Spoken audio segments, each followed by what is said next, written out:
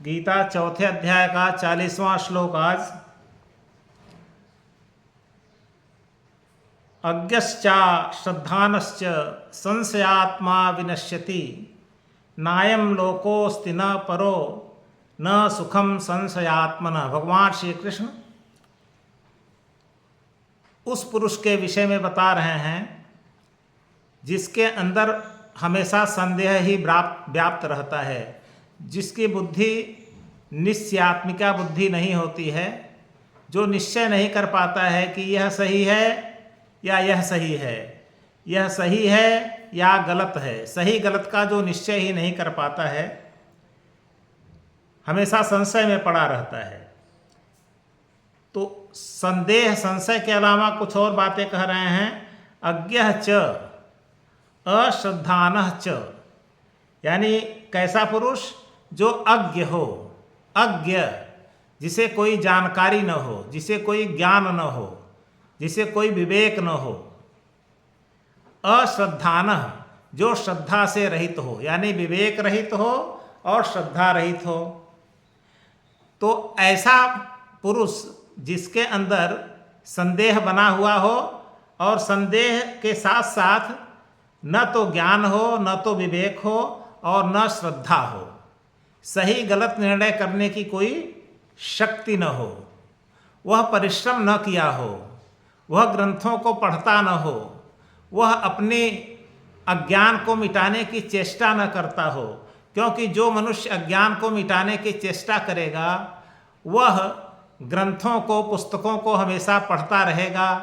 कोई बात समझ में नहीं आती है तो अच्छे समझदार लोगों से उसे पूछेगा, समझदार लोगों, ज्ञानवान लोगों के पास जाएगा, गुरुजनों के पास जाएगा।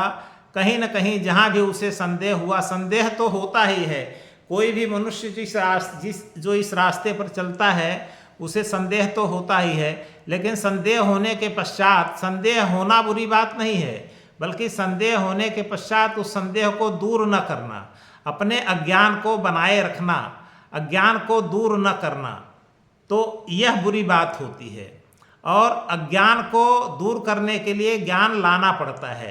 ज्ञान आता कहाँ से है? या तो ग्रंथों से आता है, या ग्रंथों में जो प्रवीण हो चुके हैं, जो ग्रंथों में पारंगत हैं ज्ञानी पुरुष, तो उनसे ज्ञान आता है।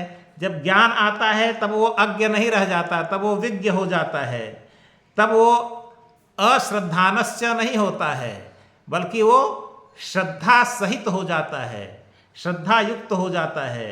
तो जब वो श्रद्धा युक्त हो जाएगा, श्रद्धा रखेगा गुरुजनों पर, ग्रंथों पर, और उसमें ज्ञान भी हो जाएगा, फिर उसका संदेह तो अपने आप समाप्त ही हो जाएगा, फिर संदेह रहेगा ही नहीं। लेकिन जिसमें न ज्ञान है न श्रद्धा है, हमेशा संदेह बना हुआ है, तो ऐसा पुरुष विनश्यति, नष्ट हो जाता है, उसका नाश हो जाता है। यानी वो कहीं का नहीं रहता है, न इस संसार का रहता है न परलोक का रहता है। जिसे दूसरे वाक्य में कह रहे हैं, नायम लोकोस्ति न परो न सुखम संशयात्मनः। संशयात्मनः, संशयग्रस्त मनुष्य को न तो इस संसार में कोई सुख प्राप्त होता है, न परलोक, दूसरे संसार में, दूसरे लोक में कोई सुख प्राप्त होता है, उसे कहीं भी कोई सुख प्राप्त नहीं होता है। तो मनुष्य को क्या चाहिए? मनुष्य को ये चाहिए कि वो अपने संदेह को हमेशा दूर करता रहे। और सबसे बड़ा संदेह क्या होता है? सबसे बड़ा संदेह वही हो जाता है कि कोई ईश्वर नहीं होता है, कोई भगवान नहीं होता है, और जो कुछ है वो यही संसार ही है। लेकिन जो संदेहग्रस्त होता है वो संसार में भी उसकी निश्चयात्मिका बुद्धि नहीं होती है। कम से कम संसार में ही वो निश्चयात्मिका बुद्धि अपनी अपना ले, लेकिन वो संसार भगवान दोनों में संदेह करता रहता है। संदेह वाला तो हमेशा उसकी बुद्धि ही संदेह में लगी रहती है। तो जब हमेशा उसकी बुद्धि ही संदेह में लगी रहती है तो उसे शांति कहाँ से प्राप्त होगी, कहाँ से सुख प्राप्त होगा? इस लोक में, इस संसार में जो भौतिक पदार्थों से सुख मिलता है वो भी सुख प्राप्त नहीं होगा, क्योंकि संसार का सुख प्राप्त करने के लिए भी मन से संदेह को समाप्त करना पड़ता है। जो सांसारिक ज्ञान है उस सांसारिक ज्ञान में प्रवीणता और कुशलता प्राप्त करनी पड़ती है।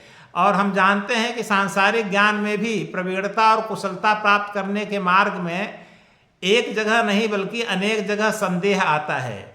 और संदेह जब भी होता है तो संदेह का मतलब अज्ञान, और अज्ञान जो दूर होता है वो ज्ञान से ही दूर होता है। तो अगर संसार में संसार को ही कोई सत्य मान रहा है तो संसार के जो विज्ञान है, जो अपरा विद्या है, कम से कम उस अपरा विद्या में कुशलता पारंगतता तो प्राप्त करनी पड़ेगी, वहाँ पर भी संदेह का विनाश करना पड़ेगा। और संसार से परे जो परा विद्या है वो तो सर्वश्रेष्ठ विद्या है ही, और सबसे बड़े संदेह के कारण ही परा विद्या का ज्ञान नहीं हो पाता है। परा विद्या का ज्ञान प्राप्त करने के लिए मनुष्य को ये अपरा विद्या से बहुत दूर जाना पड़ता है, क्योंकि अपरा विद्या की तो एक सीमा होती है, उस सीमा के बाद जब चलते हैं तब परा विद्या का प्रारंभ होता है, और उसी में अनेक प्रकार के संदेह होते हैं।